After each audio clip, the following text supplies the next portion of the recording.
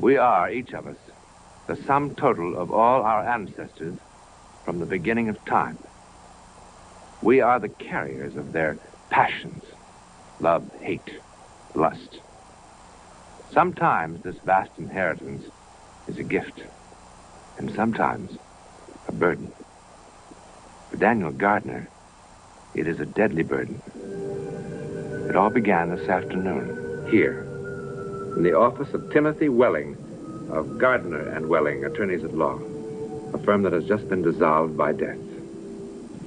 Look, is my living here a condition of the will? No, no. There are no strings attached. Not even that I go back to law school or promise to join the right clubs and follow in his footsteps? He was only trying to do what he thought was best for you. There are a few things a father ought to be able to give his son besides money and an education.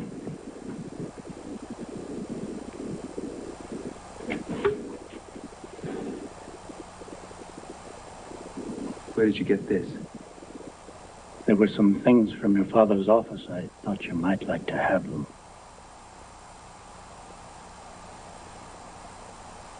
Oh, he was awfully proud of you that day, Dan.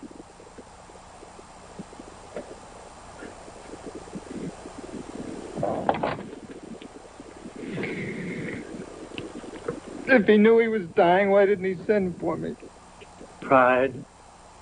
One of the stronger Gardner family traits. With him, it was stiff-necked self-righteousness.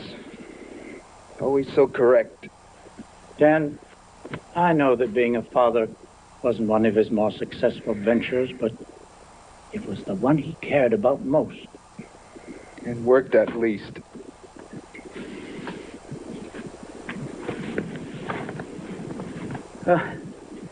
You know, you weren't very demonstrative yourself. I know it. I know. I guess I didn't extend myself either. Dan, looking at you and listening to you, it could be 30 years ago in the same office. You look and think so much alike. You're getting to me, Mr. Welling. Why is it that people have to die before you get to know them? Look, couldn't we just turn the estate over to some charity or something? Are you serious? I'm serious. You, doing so well with your commercial art? I'll get along. Why should I take anything from him now after refusing to even see him for the last 5 years? Well, it's yours now. You could do whatever you like with it. But Dan, your dad wanted you to have it.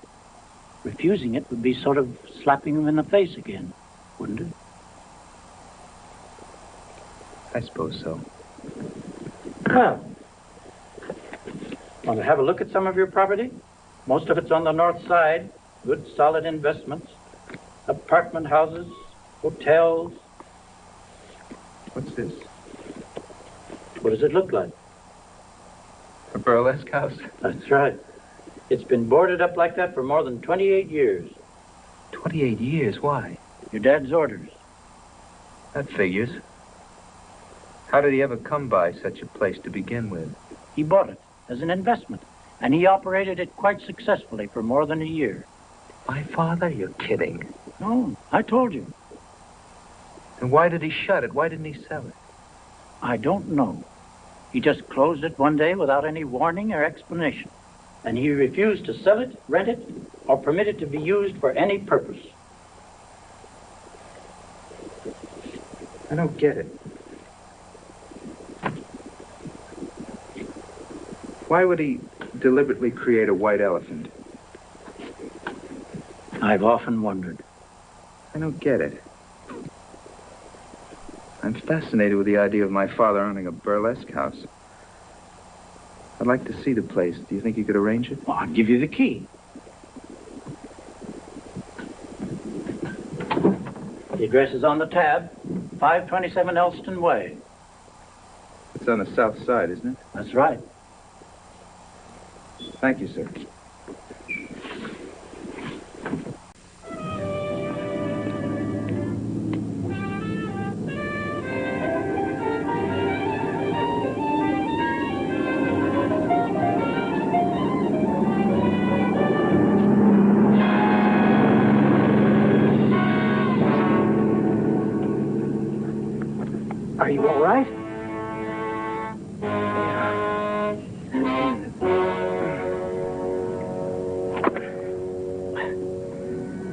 Are you okay? Yeah, thanks a lot.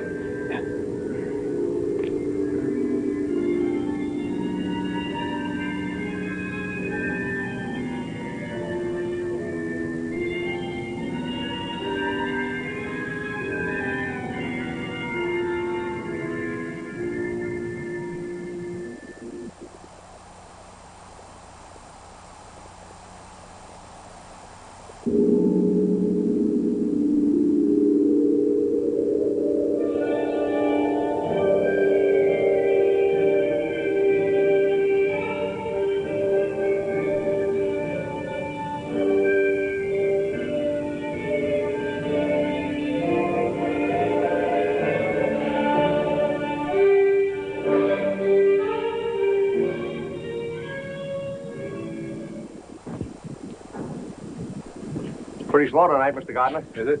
Yeah, you better get Bubbles Yvonne back. She used to pack and jam 'em here. And besides, I want to keep on working.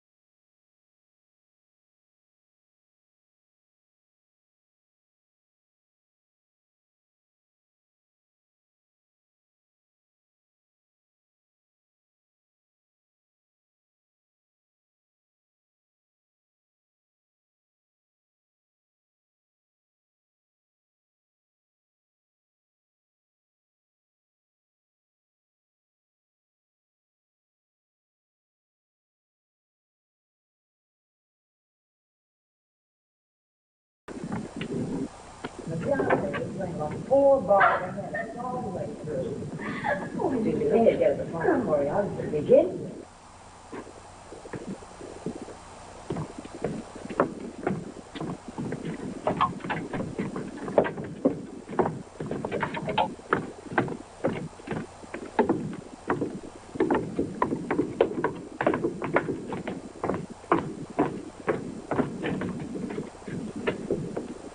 Is he really worth all that trouble, Valerie, dear? You know I wouldn't bother with anyone who wasn't, honey. Anyone I know? Could be. Like who? You could tell me. I don't dare. This shock might be too much for you. Really? How intriguing. But just what kind of shock do you mean? I mean you'd be shocked green, honey. Absolutely green. Good night.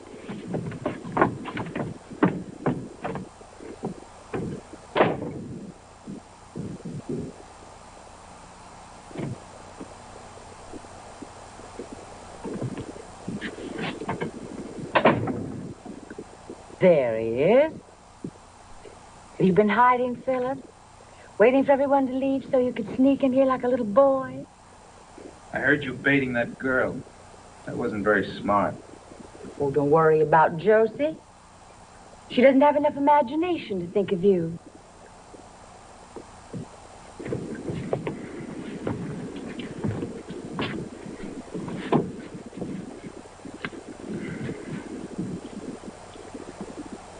Don't you have better sense than to call me at my office? Well, I didn't think you'd want me to come up. Valerie, I don't know exactly what you've got in mind, but I went to the bank after you called. I have $5,000 in cash in my pocket. It's yours if you leave town and agree never to contact me again. Don't be silly, Philip.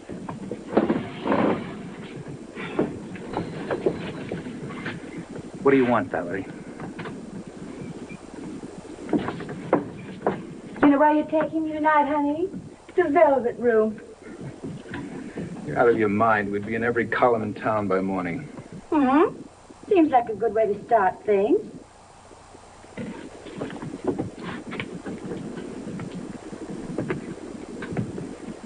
What things? What do you want, Valerie? You. I want you. I want to be Mrs. Philip Gardner. You're crazy. Like a fox. You really don't have much choice, Philip. Unless you'd like me to sue you for breach of promise. That way we'd be on the front pages everywhere. Oh, the headlines would be lovely. Prominent attorney sued by burlesque cutie. And you lose both ways, Philip. Your wife would divorce you and take whatever you had left after I got through with you. And, honey, think what it would do for my career. I don't intend to dance in a chorus all my life, you know. You don't really think that because of one minor lapse you can... Minor? Honey, let me show you something. Oh, you love this. Don't we look cozy?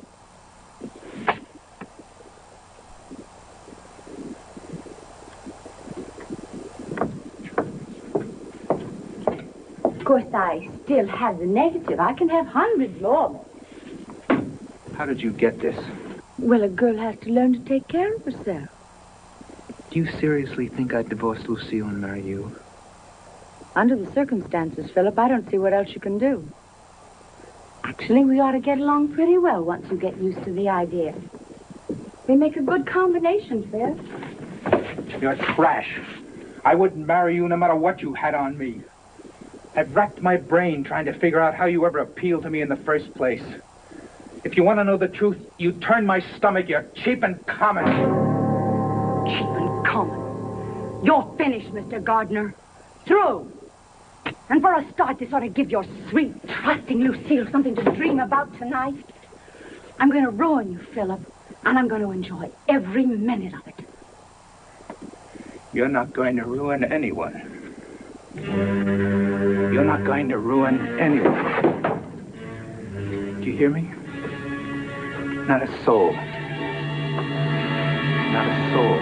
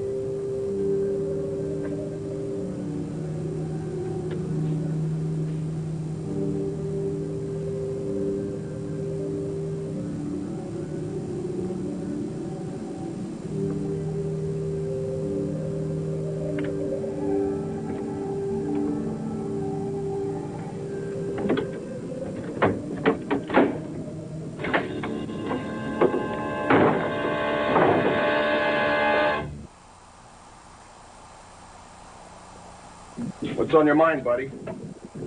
What? What are you doing here? I don't know. You don't know? I have no clear recollection. I was following an impulse. Feel all right? I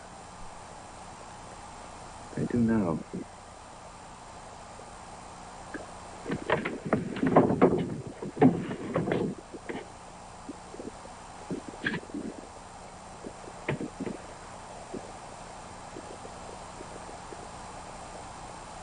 What is it? Don't question what it is.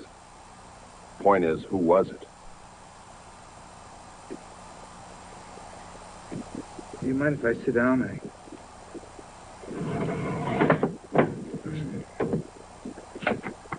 How about trying to make some sense? You knew what was in that trunk. No, I didn't. I swear it. I've never even been here before. How'd you get in the front door? My father's partner gave me the key. He's handling the estate. What estate? My father's estate. He left this theater to me. Looks like you inherited more than just a theater, buddy. Officer, how long would you say that girl's been in the trunk? Well, I'm no medical examiner, but she's nothing but bones. I'd say over 20 years anyway. Then this young man couldn't possibly be involved. That's not my responsibility. There'll be a lot of questions. Maybe the questions won't be necessary. Would you mind waiting outside just for a minute? Yeah, I guess that'll be okay.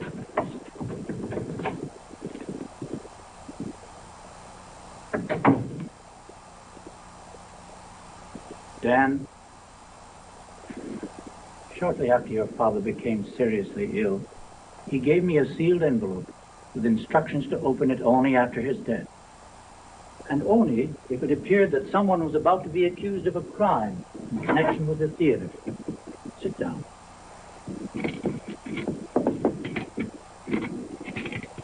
This would seem to be the time.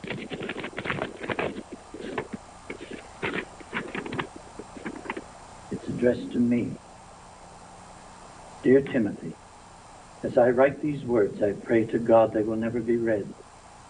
If future events had dictated otherwise, you already must suspect why I have refused all these years to sell the theater.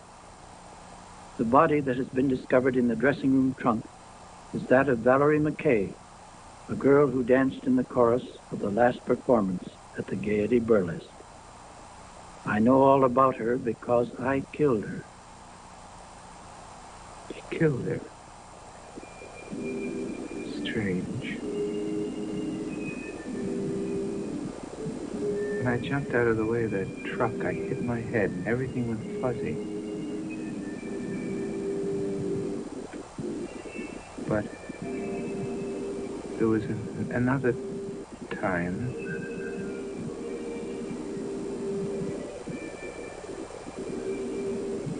I remember going into that theater.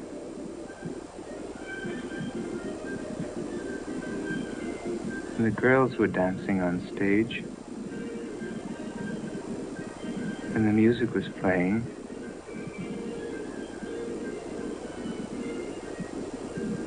I remember. Remember. What happened to Daniel Gardner is called genetic memory. For some scientists do agree that if we could ever probe the labyrinth of the mind, we would then uncover the recollections of all our ancestors. The total memory of all who came before us since time began. Sounds reasonable, doesn't it?